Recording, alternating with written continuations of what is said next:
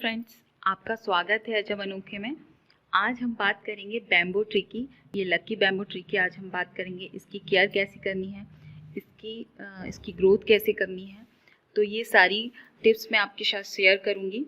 तो चलिए, सबसे पहले देखिए, ये मेरा प्लांट है। ये मैं लगभग 4 से 5 महीने पहले लेके आई थी और इसकी ग्रोथ आप देख सकते हैं, काफ़ी अच्छी हुई है।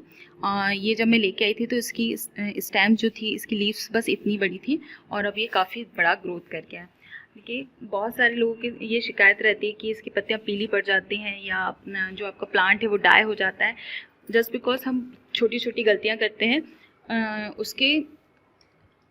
उस वजह से ये डाई हो जाता है। आप देख सकते हैं इसकी रूट्स कितनी बढ़िया बनी हुई है। तो मैं आपको छोटी छोटी चीज़ें जो हम घर में इजीली कर सकते हैं, मैं वो टिप्स दूंगी जो मैं अपने बैम्बू ट्री के लिए यूज़ करती हूँ। फर्स्ट ऑफ ऑल फ्रेंड्स, हमें इसकी वाटरिंग का बहुत ध्यान रखना है।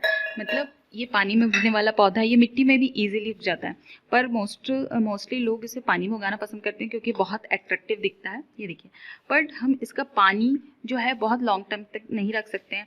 इसे आपको वीकली चेंज करना है। आप 7 to 8 डेज में से प्लीज़ चेंज कर दें तो बहुत अच्छा होगा। क्योंकि आप देख सकते हैं इसमें जब आप इसको निकालेंगे तो इसमें कुछ रूट्स रहेंगी, कुछ जो डस्ट वगैरह के कण भी आप देख सकते हैं। तो ये मैला हो जाता है, इससे फंगस होने के चांसेस इसमें ज़्यादा होते हैं। तो हम इस पानी को हटा देते हैं। और साथ ही साथ आपको ये भी ध्यान रखना है कि सिर्फ पानी हटाने से और नया पानी डालने से काम नहीं चलेगा। आपको जो पेबल्स हैं, ये स्टोन्स हैं, इसको भी प्रॉपर वॉश करना पड़ेगा। तो इसे भी मैं अभी हटा दे रही हूँ। आपको ये पॉट को भी प्रॉपर वॉश करना पड़ेगा, तब आपका जो फंगस का अटैक है वो नहीं हो पाएगा आपके प्लांट पे। तो ये देखिए, इस तरीके से आप इजीली पॉट को अच्छे से वो कीजिए और इसके बाद आप इसको देखिए फ्रेंड, अब इसमें क्या करना है हमको, प्लांट में इसको भी हमको वॉश करना है। आप चाहें तो स्प्रे से वॉश कर सकते हैं, और या तो आप डायरेक्ट टैप के नीचे वॉश कर सकते हैं, या तो आप इस तरीके से इजीली पानी देते हुए इसको वॉश कर सकते हैं, क्योंकि इस पर भी डस्ट पड़ जाती है और इससे भी हमारा पौधा जो है मरने के चांसेस रहते हैं। तो आप इसको ईजिली इस तरीके से वॉश कीजिए और ये आपका पौधा हमेशा हरा भरा रहेगा और बहुत लॉन्ग टाइम तक आपका साथ देगा और ये आपका लकी बैम्बू लकी बना रहेगा। तो ये बहुत ही ईजी टिप्स है। अब मैं आपको बताती हूँ क्या रूट को कैसे बूस्ट करती हूँ। देखिए, कोरोना चल रहा है, कोविड-19 के समय हम भी काढ़ा पी रहे हैं और अपने आप की इम्यूनिटी बूस्ट कर रहे हैं। तो इसी तरीके से इसकी रूट की बूस्टिंग के लिए ये टॉनिक है, जिसको हम काढ़ा भी बोल सकते हैं। ये काढ़ा मैंने बनाया है दालचीनी से। जैसे कि आप काढ़े में अभी इस समय दालचीनी का यूज़ कर रहे होंगे, सेम ये वही घर की दालचीनी है, जैसे सिनेमन भी बोलते हैं। इस दालचीनी को मैंने क्या किया है, ओवरनाइट रखा हुआ है पानी में, और इस तरीके का मुझे ब्राउनिश कलर में ये रिज़ल्ट मिला है। तो आपको क्या करना है, इसको 10 से 15 मिनट आपको इसको रखे रहने देना है। इससे ही क्या होगा कि आपकी जो रूट होगी वो बूस्ट होगी।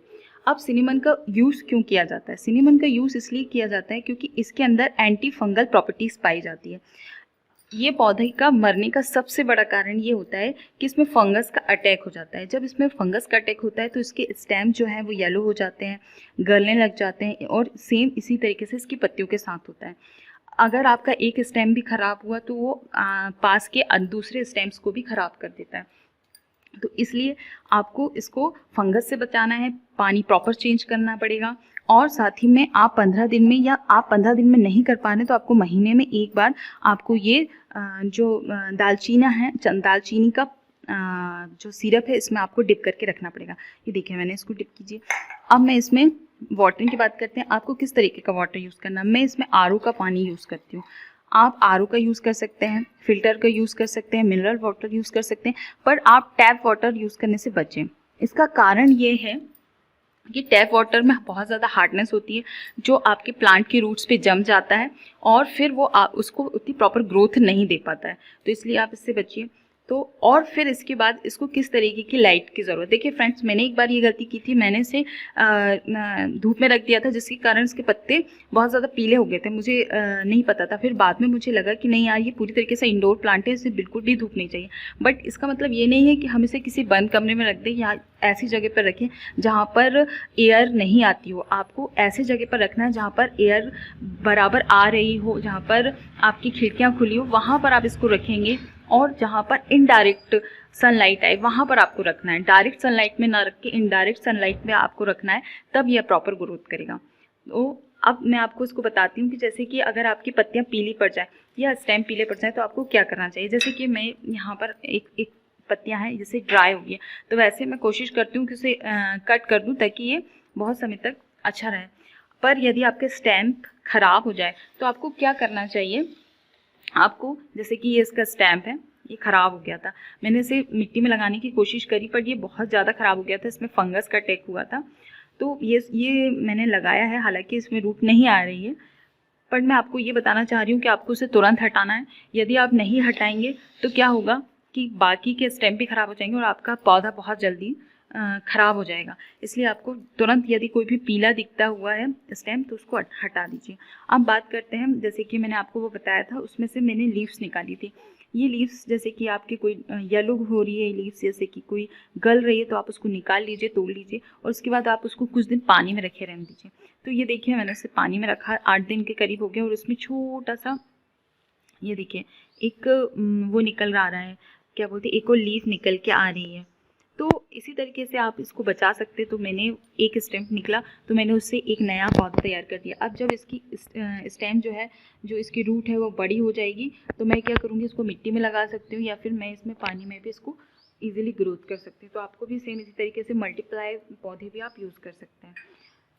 अब आपको एयर का भी ध्यान रखना है। अब देखिए मैंने इसमें पानी डाला, अब इसके पानी का लेवल आप ये देख लीजिए। जो फर्स्ट आपका इस तरीके से इसमें रिबन लगे आते हैं रेड कलर के, तो इसमें जो फर्स्ट रिबन होता है आपको लगभग इतना ही पानी रखना है। ज़्यादा पानी रखेंगे तो ऐसा नहीं है कि हम पानी में रख रहे हैं तो पूरा इतना बहुत ऊपर तक पानी कर दें, इससे आपका पौधे में फंगस लगने के चांसेस बहुत ज़्यादा हो जाएंगे। तो आपको ध्यान रखना है पानी का लेवल बस इतना ही रखना है, जैसे कि मैंने यहाँ तक रखा है, बस आपकी रूट डूबी रहे ना कि आपके स्टेम।